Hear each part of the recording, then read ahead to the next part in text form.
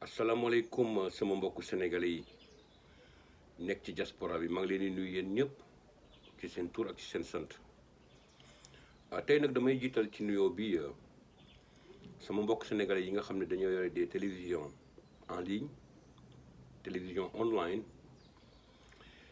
di jàllale vidéo yi nga xam ne ñun suñu wàllu bopp ñu ngi koy def te nag ñoom ñi jàpp ne loolu dafa nekk loo xam ne lu baax la pour askan bi lu baax la pour le peuple sénégalais parce que ni ma koy faree di waxee à tout moment nous notre devoir c'est d'informer notre devoir c'est d'éveiller la conscience des Sénégalais lépp lu jëm ci àq ak yelleefu Sénégalais yi rawatina injustice bi nga xam ne moom ñoom ñu ngi koy dund. ma bëggoon nag ñu bàyyi xel ne le 30 notre frère Ousmane Tounkara war na jàll devant la justice te nag jàpp nañ ne li nga xam ne moom la ñu waxoon moom lañ koy toppee ci terrorisme loolu américains yi dem nañ ba xam ne loolu dara du ci dëgg parce qu'ils ont été édifiés parce que gis nañ li nga xam ne xewoon na ci sur le dossier de Assane Diouf peut-être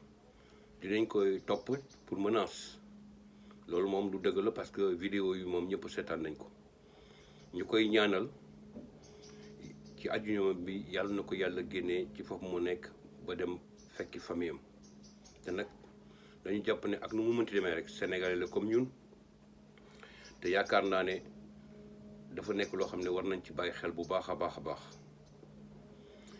li ci xew nag duñu dugg ci détails yi parce que Sénégalais yi les Sénégalais ont été informés en temps réel xam nañ li xew su loolu weesoo tamit ñi nga xam ne nekkoon nañ ay responsable au niveau de PASTEF yàlla def tey ñu génn ci kaso bi ñooñu tamit ñu ngi leen di delloo njukkal di leen xamal ne ñun on est avec eux et par principe comme ni ma ko faral di waxee parce que nag nañu jàpp ne suñu àndeek Ousmane Sonko non seulement xam nañ ne projet de société bi nga xam ne proposé na ko Sénégalais rawatina jeunesse bi Sénégal yëpp gis nañ ci seen bopp te nag ñëpp jàpp nañ ne il a été victime d'injustice par principe ñu jàppale ko pour loolu bañ a amati Sénégal sama gaañ yi nag man dafa am benn vidéo boo xam ne mu ngi daw ci net bi ma ko seetaanee man xaw ma ndax dama waroon ree wala dama waroon jooy mooy projet bi nga xam ne taxawal nañ ko Jurbel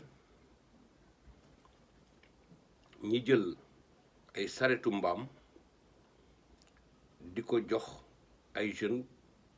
pour ñu lijjanti lépp lu jëm ci salubrité dëkk bi xam nga lii moo leen di wan encore une fois que l'empereur Sall ak mooy ñi mu àndal c'est un gouvernement qui ne voit pas plus loin que le bout de son nez su ñu demee ba taxawal projet du ñu xamal ne am na 27 jeunes yu ciy liggéey ak yeneen contrat yoo xam ne signé na ko ak yeneen jeunes dafa mel ni ñoom seen xelu mbaam la parce que nag tey fii ñi toll ci àddina suñu demee ba ñoom seen wàllu bopp ñu mën a taxawal projet yu mel noonu parce que tout simplement jàpp nañ ne dañoo war a jox jeunes yooyu des emplois man je me pose la question de savoir est-ce que vraiment ñii xel bi leen yàlla may ñu ngi koy jëriñoo xel bi leen yàlla may ñu ngi ciy def loo xam ne dafay nekk au service du peuple parce que nag ki nga xam ne da nga ko jox saretu mbaam pour moo ramasser ordures yi xanaa ñoom bàyyiwuñu xel ne damay jox exemple benn oto rek bu benn député di dawal soo ko évaluer lu mu bon passé na plus de 20 millions de francs jëm kaw benn oto rek dama bëggoon ñu wax ma est-ce que loolu jaadu na benn député di dawal benn oto buy jar plus de 20 millions ñu jël ay saretu mbaam di ko jox ay xale naan leen projet la boo xam ne da ngeen ci war a liggéey. xam nga loolu dafa nekk loo xam ne métti na ci xol te foo ko natt rek weesu na foofu. ma bëggoon xamal nag Macky Bour Sall le roi de Fatick et du Sénégal comme ni ma koy faral di waxee ne ko comme moom il a une assemblée mécanique boo xam ne ci li ko neex la ñuy dox moom ak gouvernement am nga xam ne aujourd'hui les réseaux sociaux am na ci ñoo xam ne ils sont devenus aujourd'hui les députés du peuple. soo déggee ma naan la ils sont devenus des députés du peuple parce que ñooñu kenn joxu leen oto kenn joxu leen salaire kenn joxu leen kër gu rafet mais dinañ génn ci réseaux sociaux di dénoncer injustice bi nga xam ne am na Sénégal. te nag loolu mooy wane ne ñun askan bi moo ñu ñor loolu mooy wane ne ñun duñu dox ci li nga xam ne moom le peuple sénégalais bi bëgg rawatina jeunesse bi nga xam ne c'est l'avenir ñëpp xam nañ ne jeunesse mooy avenir. te nag dama bëggoon jàpp activistes yi panafricanistes yi ñu jàpp ne tey am na assemblée du peuple. assemblée du peuple mooy ñi nga xam ne ñu ngi ci diaspora bi kenn joxu leen lekk kenn joxu leen naan kenn jëndul leen oto comme ni ma ko waxee kenn joxu leen carburant ñu ngi wax ak peuple bi loolu mooy député. Le député c'est quelqu'un qui contrôle l'action du gouvernement. mais nag comme situation bi demee ne nii te Sénégal mooy dëkk boo xam ne naka sudul noonu la parce que benn roi moo fa nekk di buur di moom donc man je considère que aujourd'hui place su député yooyu mooy majorité présidentielle mécanique boobu am na ñu leen remplacer tey mooy les activistes yi nekk ci réseaux sociaux yi di wax li nga xam ne moo xew Sénégal di dénoncer injustice bi nga xam ne moo fa nekk. sama première tranche vidéo loolu laa bëggoon wax. ma bëggoon nag tey comme ni ma koy faral defee tous les jours dugg ci benn sujet bi nga xam ne daf may wóor ne sujet boobu dafa nekk sujet boo xam ne war nañ ci waxtaan te nag mënuñu wax ci politique mënuñu wax ci agriculture te waxuñu ci napp bi la pêche parce que nag dafa am ay acteurs yoo xam dañuy yëngatu ci pêche bi te ci loolu la ñuy dundalee seen famille rawatina pêcheurs yi nga xam ne dañuy jël seen millions def ko ci benn gaal te ku ñëpp xam nañ ne benn gaal soo koy defar am ci yaakaar di nga ci dépenser lu mu bon 5 millions ba 6 millions ba 10 millions su loolu weesoo nga fay say taxe am sa licence bëgg a commencer sa activité te ñëpp a gis nañ ne tey lépp naxasaay na parce que pêcheurs yi ñu ngi dund bu metti te man damaa gisigul jusqu'au moment où je vous parle biñ fi waxee mbiru sénégalais jeunes sénégalais yi nga xam ne dañuy jël géej gi naan Barça Barsaq ba tey lan la gouvernement Macky Sall Bour Sall le roi de Fatick ak bu Sénégal def pour ñooñu parce que nag dénoncé nañ ne dañ doon transporter des jeunes di leen yóbbu mais par rapport à cela ñoom lan la ñuy def ma bëggoon nag à titre d'information xamal sénégalais yi xamal askan bi xamal nappkat yi ne dañuy wax gaa contrat yi nga xam ne Sénégal signé na ko ak la communauté économique européenne ñi ñëw di napp suñuy jën di ko yóbbu ñoom nag ñu xayma ne loolu du dara par rapport ak li nga xam ne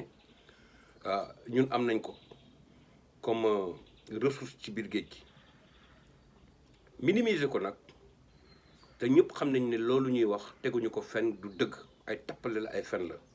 mu nekk nag lu grave ba dem ba ci biir ñi dem di ñu xamal nañ ne ñooñu suñu ñëwee di napp dafa am benn espèce yu jën bi ñuy jàpp mais am na ci des espèces yoo xam dañ ko protéger kenn du ko laal ma bëggoon leen laaj bëggoon interpeller le ministre de la pêche rawatina ñi nga xam ne c'est des acteurs dans ce domaine dans ce secteur ban jumtukaay la Sénégal am wala ban jumtukaay la Sénégal taxaw ba mën a contrôler ñooñu li nga xam ne war nañ ko napp ak espèces yi nga xam ne dañ ko protéger te kenn waru ko napp muy benn ñaar ñëpp umpale ñu ne sunu géej gi dafa am ay bateau yoo xam ne parfois dañ ci ñëw di fa dugg sans autorisation d'une manière clandestine di dugg ci sunuy géej di napp di dem. ma bëggoon interpeller encore le ministre de la pêche di ko laaj yan jumtukaay la ñu mën a teg la ñu teg ñoom bay contrôler ba am contrôle ci bateau yooyu xam dañuy dugg ci sunu territoire ci biir géej gi di sàcc di napp di sàcc suñuy jën di dem. te nag su fekkee dañ ko xayma en chiffre gis nañ ne année bu nekk 150 milliards dinañ ko ci perte. soo ko évalué en dollars mu toll ci 272 millions de dollars ce qui veut dire que ci wàllu natt bi su weesoo convention yu ñu signé ñoom ak communauté économique européenne ñoom seen wàllu bopp ñuy def naka su dul noonu ci suñu géej su weesoo bateau de chinois yi nga xam dañ ko immatriculé au Sénégal ñiy napp suñu géej gi di ko yàq te sénégalais yi gisuñ ci seen bopp nañu jàpp ne sénégalais yi chaque année dinañ perte 150 milliards ci géej gi xaalis boobu naxasaay kenn xamul fu muy kenn Sénégalais yi duñ ci gis seen bopp te mu nekk loo xam ne su fekkoon ne ñoom tegoon nañ ay jumtukaay yoo xam ne contrôle am na ci foofu 150 milliards yooyu nañu jàpp ne war na mën a créer ay emploi war na mën a jàppale ñi nga xam ne ñi ngi liggéey ci secteur boobu rawatina sunu mbokk mool yi sunu mbokk lébu yi. tey nag ci gàttal sama vidéo foofu laa ko bëggoon accentuer di leen sant di leen gërëm di leen souhaiter une très bonne journée. Alexandre Niang depuis Munich, Allemagne. Jërëjëf.